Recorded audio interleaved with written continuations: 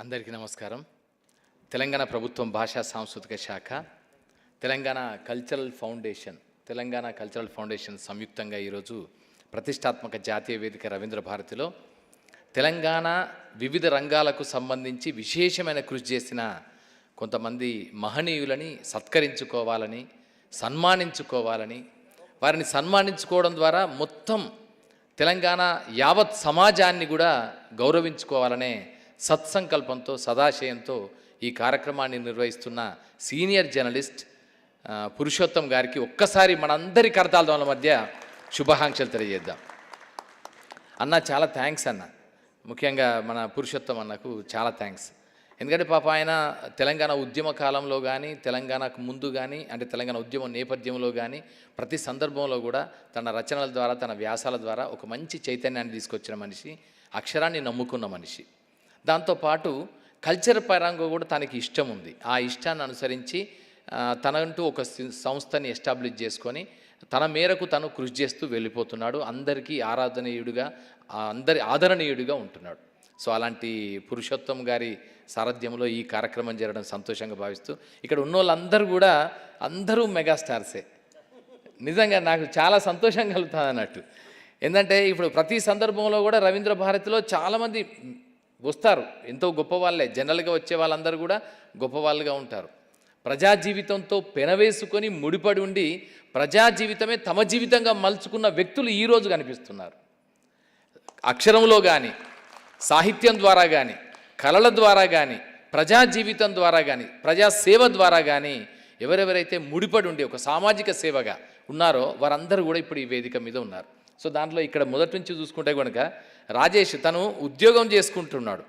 ఉద్యోగం ఒకవైపు చేసుకుంటేనే మరొక వైపు ఆర్ఫనేజ్ని నడిపిస్తున్నాడు. ఆర్ఫనేజ్ని ఎంత చక్కగా నడిపిస్తున్నా అంటే ఒక అంకిత భావంతోనే, అకుంఠిత దీక్షతో నడిపిస్తున్న వ్యక్తి. సరే, ఉద్యోగం రిటైర్ అయిన తర్వాత కూడా అదే సంకల్పంతో, అదే లక్ష్యంతో కొనసాగుతున్న ఒక మంచి మనిషి మనకు. అంటే ఇట్లాంటి వాళ్ళందరూ కూడా, these are all the people who are becoming an inspiring personalities for all of us. అంటే మనం గర్వపడతాం, అరే ఈ తెలంగాణ నేల మీద, ఈ తెలంగాణ మట్టి మీద ఇంత మంచి చక్కని వ్యక్తులు ఉద్భవించారు, వారందరి అడుగుజాడల్లో వెళ్ళాలనడానికి తార్కాణంగా నిలిచిన వాళ్ళే వీళ్ళంతా ఉన్నారు ఇక్కడ. మన ప్రతాప్ రెడ్డి అన్న సీనియర్ జర్నలిస్ట్. ఆయన డిజిటల్ ప్లాట్ఫామ్లోకి కూడా మారిన కాలానికి అనుకూలంగా డిజిటల్ ప్లాట్ఫామ్ మీద కూడా వెళ్ళిపోయి దాంట్లో కూడా తనదైన ముద్రతో ఎక్కడ కూడా తెలంగాణ తత్వాన్ని కానీ, తెలంగాణ తాత్వికతను కానీ మిస్ చేయకుండా వారి యాజమాన్యం వారు ఎవరైనప్పటికీ ఆ తెలంగాణ గోసని, యాసని, భాషని, కవిత్వాన్ని, సాహిత్యాన్ని ఎప్పటికప్పుడు వీడియో రూపంలో, అలాగే టెక్స్ట్ రూపంలో కూడా అందజేస్తూ ముందంజ వేసినటువంటి మంచి జర్నలిస్ట్, నిబద్ధత కలిగినటువంటి జర్నలిస్ట్ మా ప్రతాప్ రెడ్డి అన్న. సో ఇక్కడ ఉన్నాడు. అలాగే దరువు అంజన్న తెలంగాణ ఉద్యమ కాలంలో ఒక అద్భుతం. ఒకవైపు ప్రజా చైతన్యాన్ని కలిగించడానికి సాంస్కృతిక మాధ్యమాల ద్వారా చేయాలనే సంకల్పం అనుకున్నప్పుడు ఒకవైపు ధూమ్ధామ్ అయితే మరొక వైపు దరువు నేపథ్యంతో దరువు అంజన్న కానీ, దరువు ఎల్లన్న కానీ ఒక వెల్లువలాగా ప్రజలందరిలో చైతన్యాన్ని తీసుకొచ్చిన అద్భుతమైన గాయకుడు మాత్రమే, రచయిత, అలాగే మంచి కళాకారుడు కూడా. ఆయన ఒక కళాకారుడు మాత్రమే కాదు, కళాకారులందరినీ కూడా ఏకీకృతం చేసి మనందరి సామూహిక సామాజిక లక్ష్యం కోసం, తెలంగాణ సాధన కోసం ముందుండి నిలిచినటువంటి అత్యంత అద్భుతమైన మనిషి.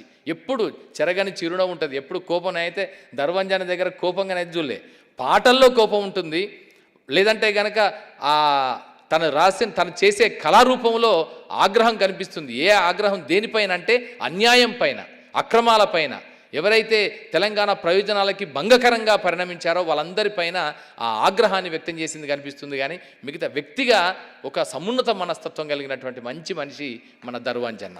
సో దర్వాంజన్న, అలాగే పురుషోత్తం సార్, మేమైతే చాలా సందర్భాల్లో కూడా వేరు వేదికల మీద కలిసాము. మంచి వండర్ఫుల్ స్కాలర్, ఎక్స్ట్రాడినరీ ఇంటెలిజెంట్, దాంతోపాటు అడ్మినిస్ట్రేటివ్ నైపుణ్యాన్ని, విద్యార్థుల యొక్క మానసిక స్థితిగతులన్నింటినీ కూడా ఔపోసన పట్టిన మనిషి, ఆకలింపు చేసుకున్న మనిషి, విద్యారంగంలో గొప్ప సంస్కరణలు తీసుకురావాలి, ఒక అత్యంత అద్భుతంగా అంటే చైల్డ్ సెంట్రిక్, అలాగే స్టూడెంట్ సెంట్రిక్, యూత్ సెంట్రిక్ ఎడ్యుకేషన్ని తీసుకురావాలని నిరంతరం తప్పిస్తూ కొత్త ప్రణాళికలతో భారతదేశం మొత్తంలోనే విద్యారంగంలో ఒక సమున్నతమైనటువంటి మార్పులు తీసుకురావడం కోసం నిరంతరం పనిచేస్తున్న మనిషి పురుషోత్తం అన్న. సో ప్రొఫెసర్ పురుషోత్తం గారు. అలాగే ఇక్కడ చూస్తే ఇద్దరు పక్కపక్కనే కూర్చున్నారు, ఇద్దరు మహనీయులే. బీర్లా ఐలన్న, నిజంగా అన్న మనం చాలా సందర్భాల్లో ఐలన్న ఏదైనా చెప్పిండంటే మేము కంటే మాకు శాసనమే. ఏదైనా చెప్పి ఇక్కడ ఆ తమ్మి ఇక్కడ మనోళ్ళు కావాలి, మన డప్పులు డోళ్ళు కళాకారులు రావాలి, ఇక్కడ చాలా బ్రహ్మాండంగా చేయాలంటే అన్న నీవు ఒక్క లెటర్ పంపి నీ ఫోనే మాకు శిరోధార్యం, నేను పంపిస్తున్నా అని చెప్పి ప్రతి సందర్భంలో కూడా ఆ కళారూపాలని కానీ కళాకారుల్ని కానీ పంపించిన సందర్భాలున్నాయి. దానికి అన్నిటికీ మించి ఏంటంటే ఆయన ప్రతి సందర్భాన్ని కూడా అంటాడు, కళాకారులు ఉంటే బాగుంటుంది, ఏ ప్రోగ్రామ్ అయినా కొంచెం కళాకారులు పెడితే మంచిగా ఉంటుంది, నువ్వు పంపించాలని నాకు అంటాడు. అంటే ఆయన చేసే దీనికి సంబంధం లేకపోయినా పర్లేదు, కానీ కళారూపాలని కళాకారులని తను చేస్తున్న సామాజిక హితమైన కార్యక్రమాలకి మేళవించడం ద్వారా ప్రజలందరిలో ఒక మంచి మెసేజ్ని పంపించాలనే తపన ఉన్న మనిషి, కళాప్రేమికుడు, కళారాధకుడు, కళల్ని సామాజిక సేవని రెండింటిని మేళవించి ముందుకెళ్తున్న మంచి నేత, ప్రజా హృదయ నేత మన బీర్లా ఐలన్న. సో బీర్లా ఐలన్న గారు కూడా. అలాగే అద్దంకి దయాకర్ అన్న. అద్దంకి దయాకర్ అన్న అంటే ఒక ఫైర్ బ్రాండ్. అన్న నువ్వు ఫైరేనే మాకు, నిజంగా ఫైర్. ఏ మాట మాట్లాడినా అంటే ఆ ఫైర్లో అంటే ఉత్తగా ఆవేశం కాదు, కన్స్ట్రక్టివ్ క్రిటిసిజం. ఏది చేసినా ఒక స్కాలర్లీ నాలెడ్జ్. ఆయన ఏది చెప్పినా స్టాటిస్టిక్స్ చెప్తారు, మీరు ఎప్పుడైనా ఎక్కడైనా చూడండి ఒక మంచి స్టాటిస్టిక్స్ ఉంటాయి, ఒక అద్భుతమైనటువంటి ఒక అనాలిసిస్ ఉంటుంది. తర్వాత మనం చూడలేని కొత్త అంశాన్ని తన విశ్లేషణలో తన వివరణలో అద్భుతంగా ఇస్తాడు. మనకు కూడా అరే ఈ ఇష్యూలో, ఈ సంఘటనలో, ఈ సామాజిక నేపథ్యంలో ఈ కోణం దాగి ఉందా అనే విషయాన్ని కూడా మనకి ఒక తెలివిడిని తీసుకొస్తాడు. ఎరుకని క్రియేట్ చేయగలిగినటువంటి అత్యంత అద్భుతమైన విశ్లేషకుడు, జ్ఞాని, మేధావి, స్కాలర్ అద్దంకి దయాకర్ గారు. సో తను కూడా ఇక్కడ ఉండడం చాలా అద్భుతం. అలాగే మా చెల్లెలు బాలలక్ష్మి అది స్టూడెంట్ యూనియన్ లీడర్గా ఉండి కీలకంగా మామూలు దూకుడు కాదు, ప్రజల కోసం, ఆశయం కోసం, లక్ష్యం కోసం, గమ్యం కోసం, గమనం కోసం అవసరమైతే ఎలాంటి సాధన చేయడానికి ఏమాత్రం వెనకడని ఒక శివంగి, నేను చెప్పాలంటే శివంగి మా తరపున మేమైతే ఏమనుకుంటామంటే మన శివంగి తల్లి అలాంటి బాలలక్ష్మి. ఆమె ఇప్పుడు బీసీ కమిషన్ మెంబర్గా కూడా ఒక బాధ్యతాయుతమైన పాత్రను పోషిస్తూ ముందుకెళ్తున్నారు. సో ఇలా ఇదొక రంగం. అలాగే నాకు అత్యంత ఆత్మీయుడు, నాకంతా చాలా గౌరవనీయుడు, నాకు చాలా ప్రియమైన వ్యక్తి శ్రీహరిచంద్ర క్రియేషన్స్లో రవిచంద్ర గారు. సార్ ఇక్కడే ఉన్నారు. ఇటీవలే తెలంగాణ రాష్ట్రం ప్రతిష్టాత్మకంగా ప్రారంభించిన గద్దర్ ఫిల్మ్ అవార్డ్స్లో తొలి పురస్కారాన్ని బెస్ట్ ఫిల్మ్ క్రిటిక్గా స్వీకరించి ఒక తొలి పునాది వేసినటువంటి మంచి క్రిటిక్, మంచి రచయిత, సీనియర్ మోస్ట్ జర్నలిస్ట్.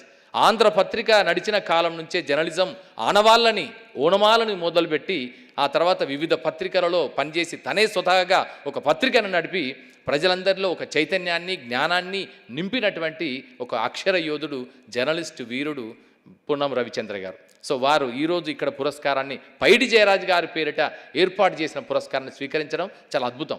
ఎందుకంటే పైడి జయరాజు గారి మీద ఎవరికీ తెలియని విధంగా గొప్ప పరిశోధన చేసి ముంబైకి వెళ్ళి నానా కష్టాలు పడి ఆయనకు సంబంధించిన సమాచారాన్నంతా సేకరించి ద ఇన్విన్సిబుల్ హీరో అనే ఒక అద్భుతమైన డాక్యుమెంటరీని చేయడమే కాకుండా the first action hero on Indian silver screen అనే ఒక కాఫీ టేబుల్ బుక్ని కూడా అత్యంత అద్భుతంగా రాసి గ్రంథస్థం చేసి దాన్ని క్రోడీకరించి పెట్టాడు. సో అలాంటి పున్నం రవిచంద్ర గారు. సో వీరందరికీ నిజంగా ఒక్కొక్కరు they represent one important aspect of the entire walks of life. Telangana సమాజాన్ని పరివేష్టించి ఉండే వివిధ రంగాలను, వివిధ విభాగాలకి ప్రతినిధులుగా ప్రాతినిధ్యం వహిస్తున్న గొప్ప మూర్తులు, గొప్ప మానవతా మూర్తులు ఇక్కడ అందరూ ఈ వేదిక మీద ఉండడం అద్భుతం.